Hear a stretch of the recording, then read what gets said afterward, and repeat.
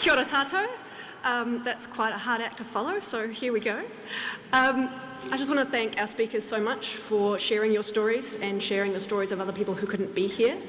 I'm 38, so I'm old enough to remember when homelessness was a very rare thing in Wellington and you didn't really see people sleeping rough that much, but it's becoming our new normal, and normal is a dangerous thing.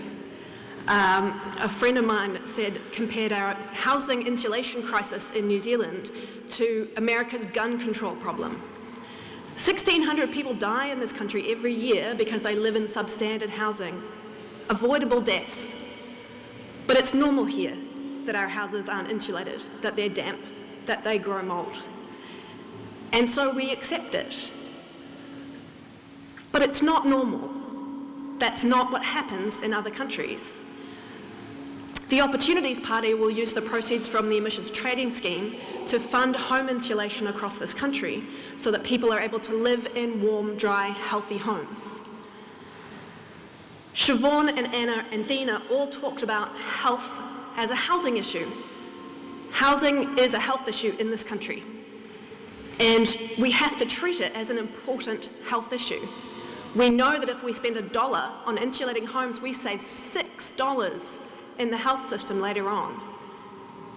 And think about that not just in the financial terms, but in terms of all the suffering that's alleviated, people who don't get ill, people who don't miss days at work because they're well instead of sick. Anna, you talked about getting kicked out of your home on short notice, and families and people in this country get kicked out of their homes on short notice all the time. And again, to us it seems normal, but that's not a normal thing on the international scale. And as Phil was talking about, in Germany, they have long-term secure tenure. And that's what the Opportunities Party wants to deliver to all renters in New Zealand, that they won't be evicted for no reason.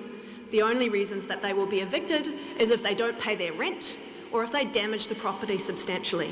And otherwise, your rental house is your home.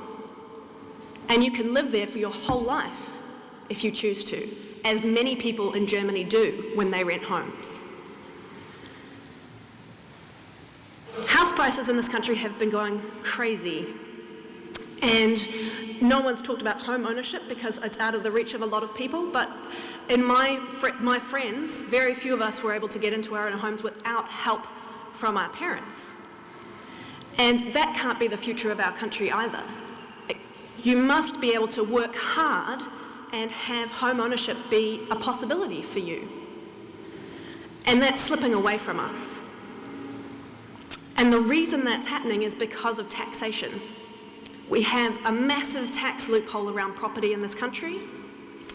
We have some of the highest house prices in the OECD and some of the lowest tax on property in the OECD, and these two things are connected.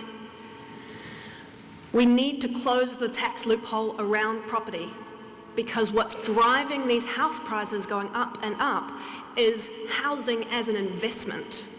Housing as somewhere you can hide your money from the tax man.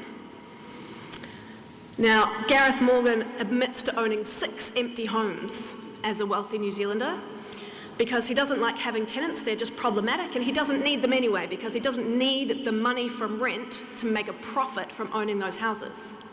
He makes the money from the tax break, and he makes the money from the capital gain as our house prices go up and up and up. Now, Gareth could sell those 6 houses, and that would make a little bit of a difference. But how many other hundreds of houses out there in this country are empty right now? Because people don't have to rent them to make a buck. And we want to change the tax system so that that's no longer a possibility. The reality is, if housing is an investment good in this country, instead of just about shelter, we can never build enough homes.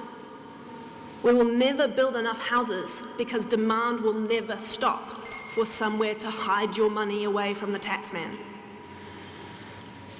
So we support building more houses, but we also know that we have to close this tax loophole, because if we don't deal to the tax loophole, there will never be enough houses.